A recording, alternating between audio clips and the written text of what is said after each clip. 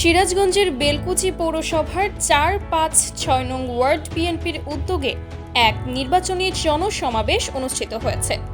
গত ১৬ই অক্টোবর বৃহস্পতিবার বিকাল ৩টার সময় গোড়ামাসি সরকারি প্রাথমিক বিদ্যালয় মাঠ প্রাঙ্গণে এই জনসমাবেশ অনুষ্ঠিত হয়। জনসমাবেশে সভাপতিত্ব করেন বেলকুচি উপজেলা বিএনপির সাবেক সাধারণ সম্পাদক ও আহ্বায়ক জননন্দিত নেতা আলহাজ আব্দুর রাজ্জাক মণ্ডল।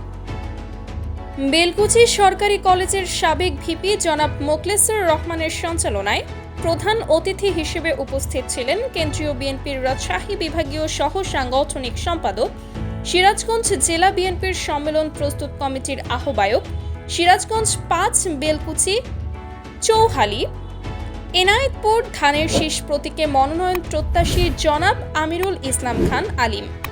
বিশেষ অতিথি হিসেবে উপস্থিত ছিলেন হাজী জামাল উদ্দিন ভূঁইয়া, সাবেক সভাপতি বেলকুচি উপজেলা বিএনপি, মোহাম্মদ নুরুল ইসলাম গোলাম, সাবেক আহ্বায়ক বেলকুচি উপজেলা বিএনপি, মোহাম্মদ গোলাম আজম, সদস্য সিরাজগঞ্জ জেলা বিএনপি, মোহাম্মদ বনি আমিন, সাবেক সদস্য সচিব বেলকুচি উপজেলা বিএনপি, মোহাম্মদ আলতাফ হোসেন প্রামাণিক, আহ্বায়ক বেলকুচি পৌর বিএনপি, মোহাম্মদ মনোয়ার হোসেন শামীম, সদস্য বেলকুচি পৌর বিএনপি, মোহাম্মদ জাহিদুল হক মুক্তা, সদস্য বেলকুচি পৌর বিএনপি, মোহাম্মদ বিপ্লব সরকার সহ বিভিন্ন পর্যায়ের নেতৃবৃন্দ।